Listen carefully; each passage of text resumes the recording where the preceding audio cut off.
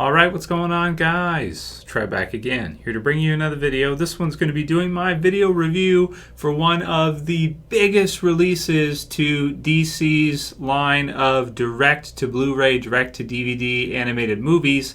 In this one, I'm going to be reviewing, spoilers, Batman the Killing Joke.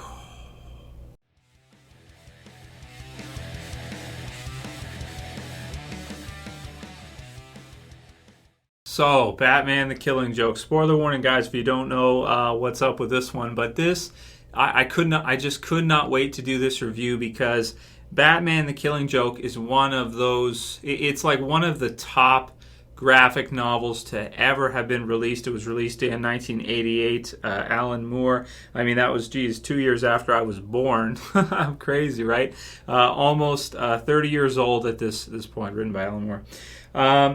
This is one of the most this is one of the biggest graphic novels of all time. So when I first heard that they were going to be adapting this one for the DC animated movies, and I love them. I've reviewed majority of them. I collect them. I've seen every single one at this point. Some of them have been incredible up to this point. Probably Batman the Red Hood, I think, is the best. They've done so many great ones, though, Flashpoint and so many others that were just incredible. Not many people watch them, and it surprises me because they're so amazing. This one, oh man, it's hard to put it into words. If you're a fan of Batman, if you're a fan of the Joker, I mean, pretty much no matter who you are, everybody knows Batman. Everybody knows the Joker. They are, depending on the list you look at, if it's IGN or another site or wherever, in terms of rankings for comic book characters, hero, villain, depending on the list you look at, Batman is either the greatest hero, or you could put him in number 2. Some lists have Superman as number 1, Batman at number 2. Some lists have Batman number 1, and vice versa. And with villains, you've got Joker. He's going to be either number 1 or number 2. So, maybe some lists have Magneto as number 1. I would tend to think that, yeah, Batman and the Joker are the biggest, I would say, the biggest hero villain in comic books. They are, the two of them. And this one right here, it goes to kind of show, it gives a little bit more depth to their very interesting relationship that they have going. It's very, very weird, of course, because you have a situation where Batman, based on his core values, he refuses to kill. At least this version of Batman does. Depends which version you're talking about. This is the version that I think of. Batman doesn't kill. He tries to do everything by the book for the most part. Sometimes he loses his cool, but he usually pretty much never goes to the extent where he's going to kill somebody, be it the Joker or somebody else. So you have this interesting, he beats the Joker, locks him up, Joker escapes. And you get into this cycle over and over again. It keeps happening. And the Joker, constantly tries to get Batman to break his rule and to kill him. And there's a lot of that theme in the Killing Joke. Just really spotlighting and showing kind of each one trying to prove their point. The Joker trying to prove his point that anybody is corruptible and anybody can be broken psychologically. You can the psyche can be shattered under torture and just under an extreme amount of pain. The objective psychology, the causes that no matter what, if someone goes through A, B, C, and D and down the list, then the result will always equal whatever, So the Joker tries to prove that he's not really so crazy, he's not really so screwed up, and that it can happen to anybody. So you have this clash of not only agendas, but philosophies on the world and philosophies on life between the Joker and Batman. I mean, it's deep. It's one of the deepest stories there is in comics, with two of the biggest characters in comic, probably the biggest hero and the biggest villain that there is. So this one is kind of monumental to see it translated into the animated version of what it is, and it holds up pretty well. I do have some concerns with it, but it holds up pretty well, and it does some good things for the story. At least near the end there, especially because that was always kind of, I think it was intentionally kind of left open-ended. You've even had people like Grant Morrison who's come out and said that at the end of the Killing Joke, Batman kills the Joker. And if you read the graphic novel, when you get to that part, it almost does look like Batman stabs the Joker. And what's it supposed to mean? And then you look down in the water, there's like blood. And it's very weird. And it's been the topic of argument. You have polls there, and a lot of people still do think that he does. In this adaptation, this kind of shows, at least with this version, he doesn't kill him. They just share a laugh from the Joker's joke at the end. And then Batman goes on with his philosophy, and the Joker goes on with his. Some really, really deep stuff in this one. This one is, I would say, if you like Batman, if you like the Joker, it is required reading or required viewing. You can read the graphic novel or you can watch. It doesn't really matter either. At this point, they're very, very close. So you can do either one, but it's required, I would say, especially if you want to know the Joker's backstory. And I like the kind of multiple choice idea where the Joker sometimes remembers his backstory one way, sometimes he remembers it another way, and he's really not sure. His psyche is so damaged that he's not sure exactly which way it went. But in this one, I like this as the kind of official origin story for the Joker. And that of course makes it required for just about anybody to check it out, because it's the freaking Joker. If you want to know how was the Joker made, how did he come about, this is the one to watch. It's absolutely required. So in addition to getting some amazing stuff with regards to the origin of the Joker and some stuff that probably fans of Joker always wanted to know, always wanted to see, you have, let's talk voice acting for a minute. You have the iconic, Batman Joker voice actors here. You have Kevin Conroy, you have Mark Hamill. So you have, it's a treat. It's a treat to get them to do this all these years after the animated series. When I read Batman comics, the voice I hear in my head is Kevin Conroy. When I read Joker, I hear Mark Hamill and the laugh and everything. And it's just great to get to see them, be in this and be a part of this and do it and make it feel really get that official, feeling from them, because it's like, okay, we got our Joker, we got our Batman. This is what it is, right? In one of the most iconic Batman stories of all time. So the movie's runtime is, 76 minutes. Okay, so they have added in some stuff because, to fill out 76 minutes with this, you kind of have to add in some stuff. So the first half an hour, roughly, or a little under that, is focused on Batgirl. And she has a huge part in the story, too, so it makes sense that they would go that route. But there's some interesting things that happen with Batgirl in this that are not in the graphic novel. You have Paris France, who is kind of her own villain, and he's very similar to the Joker in a lot of ways. He's maybe not as mad, as crazy, that kind of deal, but he's narcissistic, and he objectifies Batgirl. So he'll say things like he loves her, this kind of thing, and he makes it personal with her. And Batman starts to see this, and he starts to see the possibility of this kind of Joker-esque situation. He's always had such trouble with it, so he's not quite sure. Maybe she says he's defensive of her, and he doesn't want, he's becoming defensive of her, and so he wants her off the case. So you've got some good stuff in the beginning. It's pretty good. You get to see Batgirl kick some ass and beat some thugs and stuff like that. Some good gunfight scenes and stuff like that. And he's a decent villain, and I did like it for the most part. I thought maybe the most interesting part was when he kind of poisoned her, and she was about to pass out, and she locks herself into the safe. I thought that was pretty clever. I thought that was pretty smart. So near the end of it here, we get to a part where she gets into an argument with Batman, and they end up having sex. She ends up attacking him, punching him the whole bit, and lands on top of him, and they end up doing it. So really weird for me. To watch that, because I never would picture, because it's kind of like a student-teacher relationship. Batman is sort of her teacher, and she talks about it a little bit beforehand as she's doing her job at the library and stuff. But it's just pretty weird for me to see that. I don't know if I like it necessarily. I'm usually okay with, you want to have sex in your thing, you want to add to that, you got the R rating, whatever, you want to use it to its maximum extent. I'm usually fine with that. But this one I did have a little bit of trouble with because I just felt like, I just can't picture it. In terms of age and stuff, I always pictured Batgirl as, maybe not Batwoman, Batman, Batgirl, maybe like Robin. Maybe if they were going to do that, have her, be with Robin or something. And it's passable, I guess. It's okay. It doesn't ruin the story or anything like that, but it brings in some interesting psychological questions, like is Batman going to be... Is he going to allow her to continue to be Batgirl now that they've had sex? Does it change things? Batman is really cold and calculated like that. So, her trying to say it didn't mean anything, this kind of deal, and him not allowing her to continue because of that, because it's become so personal now, and, that kind of thing. And yeah, that's the way Batman would probably go about it. So she ends up, kind of taking off the cowl, so to speak.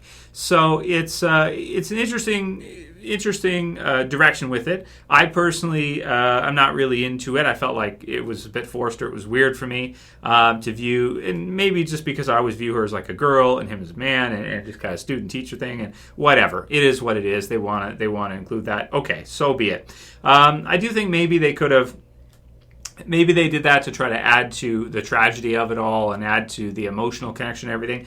And I guess it works to a degree. It definitely adds drama and adds things to the story. Maybe they should have gone with having her defeated Paris, France, and, on her own, which she did, and maybe feel like she's on top of the world and everything's great and everything's going awesome, and she can take on the world, she can beat anybody, and then there's a knock at the door. And, so much pride and everything's going great, she thinks she's the best, and then it all comes crashing down with one knock at the door. So rather than have her kind of take off the cowl first and then be shot afterwards. So I don't know, whatever. I guess it doesn't matter too much because really the second half of it is what we're all looking for. So the slow motion scene, the knock at the door, and she just quickly, she's talking, she's half mid-sentence, really done well. You see the gun come up, you see the smile and everything, and then in slow-mo, no sound, kablam. And she goes flying back, and the blood splatter everywhere. One of the most tragic scenes in in comic books, I want to say. And in terms of animated form, it's really animated nicely, and it's really tragic, and it's really crazy to see. And it's one of those things like you always think you read comics all these years and stuff. You rarely see something like that happen. But if you want to take it from a realistic perspective, someone's got a gun on you, and they have basically no superego, no empathy to others, sociopath, Joker, boom. He's crazy. He's just going to pull the trigger right away. So he does. And, it's definitely not for the faint of heart. It's a brutal scene. It's a brutal sequence. And it's really serious. I mean, even though you've got the Killing Joke part and you've got some joking around with the Joker in it, I found myself not really laughing at all during this one because it's like, except for maybe at the very end, I was like, when you see Batman laugh, that's kind of funny. But aside from that, it's, it's pretty damn serious. So he does that. He takes all kinds of pictures of her. He captures Gordon. He brings him to his park that he's got now, and he wants to turn him into his star attraction by trying to break his psyche. He puts him in the tunnel and stuff. He's got the song and dance and all that stuff. He's got the pictures of her all over the wall, and even under that much pain, he's not able to break Jim Gordon. He's not able to break the commish. So, oh man, I mean, some dark stuff, especially when you see some of his like minions. He's got like the freaks and stuff. It's pretty scary to see, and it's pretty crazy. It's definitely an intense version of the Joker. This isn't really, he's joking around, but he's intense too, man. They mix in the Joker origins as you go through, which is tragic and sad, and you get the Red Hood part and everything like that there, and you get the sense, and then you see him, grab the hair as he comes out, and he's losing it, and it not only has bleached his skin and turned him into the Joker, but mentally it has affected his mental position as well, too. Hardware, I would say, not just simply mind. Brain has actually been adjusted. Brain has changed, not just mind. So creating what the Joker really is. So, man, because, brain damage can do all kinds of weird things. So to prove a point, man. He wants to prove a point. So Batman, of course, as we know, goes after him. You get the great fight scene and everything like that. Batman comes through, beats everyone's ass, and Joker sprays him with some acid. All the good stuff, right? And then at the end, that you've probably seen a million times before in different Batman, whatever, TV shows, comic books, movies, whatever. And by the book, Commissioner tells him, by the book, we got to do it our way. We can't give in to his way, and let him be right. by us, by you killing him or by that. So in the end, the controversy is settled. Batman doesn't kill the Joker. They laugh about the joke, and then in the trade, or in the graphic novel, the cars all roll in, the cops all roll in and capture the Joker again. At the end, after the credits, we get a quick scene with Barbara becoming Oracle. Back to work she goes, and she helps in her way, which is through the computers and everything, which is cool, really cool. Because she wasn't, they kind of set it up okay anyway, because she wasn't really going to be Batgirl past that part anyway, because of what happened with her in Batman. So I guess it works out pretty good. So, man, I mean, the final joke in the end is something that you can ponder on for a while and kind of get your interpretation of. So Joker tells him the joke, and he laughs. Now, I'm not sure, I think at this point, like, I almost got the sense that maybe Batman doesn't want the Joker to hate him, because he recognizes just how freaking dangerous the Joker is. And even if, like when he laughs, for example, I almost feel like he wants to do it to try to help the Joker and for it to be the good for everybody. Because if there's one person you don't want to make it personal with, it's the Joker. If you make it personal with the Joker, which we saw with Barbara, it can go really, really bad. And I love the random thug that Bruce Batman's talking to when he says, like, we're scared of you, but we're terrified of the Joker. Like, we're scared of you, but we're terrified of him, man. So the joke at the end, you've got the rooftops and halfway, and the one sees the one. Okay, so the one will go, the other one won't cross. And so the one offers to help him, and then the one who stays back, who's terrified with fear, says, "Are you crazy? You'll just turn the light off halfway." So, the one sees the other as crazy, is mistrusting, and won't allow it to go through. Personally, I don't really think it's that funny of a joke. It kind of parallels their situation, I suppose. The one, being on one side of the roof, the other one being on the other. One, not trusting the one not wanting to help the other, but not enough trust there. So, yeah, I mean, it's the Killing Joke, man. I mean, geez. Okay, so in terms of a score, I'm going to give this one a 7 out of 10 for the animated film. I did feel like it feels a little bit disjointed because the first part with Paris, France, and Batgirl, it doesn't meld as well as it probably should with the Joker's part afterwards. I feel like maybe they should have used some more, some different things with the Joker happening earlier on to kind of make it all fit together better, so it doesn't feel like two chunks. And no, I'm not sure, man. It feels a little bland in terms of the animation. Now, it's supposed to be faithful. You even got Batman with his kind of almost like the devil horn cowl type deal, I want to say. But it feels like it's not... It just feels a little dry to me. Maybe it's because I already read the graphic novel, of course. I already knew it. So when you're watching it animated, you're really just seeing the same thing in animated form with amazing voice acting. And it's good, and that's why I'm going to give it a 7. But I do think they could have done a lot more things with it that maybe could have added to it. The sex part, I know it's got some people upset. I've already seen it online, and I feel that, I definitely do, because it feels weird to me that Batgirl and Batman would do that. The Batman would do that with her. I don't know. It's just it's weird. I mean, probably not easy to reject her, but it's just a weird part for me. And some people also don't like how it kind of makes Batgirl seem like she's just like hormonal and kind of crazy and just going for whatever, type of deal.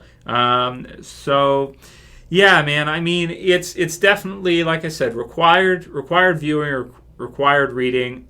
I loved it. I absolutely loved it. I mean, The Killing Joke is amazing, and it's something you could definitely think of. And there's a lot of lines in there that are just, man, really, really deep and really, really good stuff in there. So right up until the end, The Killing Joke is absolute must-see for Batman fans. Even though, like I said, I'm just going to give it a 7 out of 10 because I feel like they could have added in some more stuff. They could have changed some stuff up a little bit better. And the art was a little bland at times. Maybe they could have done some different things with it there. It kind of feels like, is it back in maybe the 80s, like when it was released then? Or is it now? You got computers and everything, Barbara and that. So it feels like now. But why did they look like they're wearing, kind of the same gear? I don't know. It's just, it needed something. It's missing a little bit. from the first half to second half.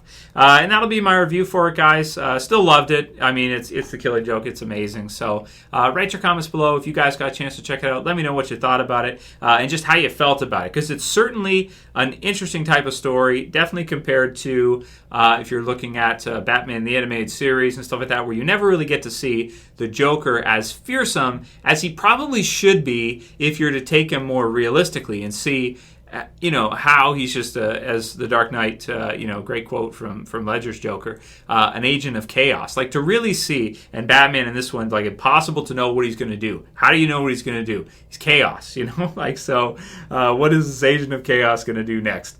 So, amazing stuff, man. So write your comments below, guys. Let me know what you think. If you like this review, please thumb it up below. You can also share. If you have a Facebook, you want to share through to Facebook. Helps me out too, favorite. And if you're new and you want to subscribe, you want to see more reviews from me, subscribe at the bottom left. That's it for this video, guys. We'll see you again real soon for another. As always, it's Trev, and I'm saying peace. Later, guys. See ya.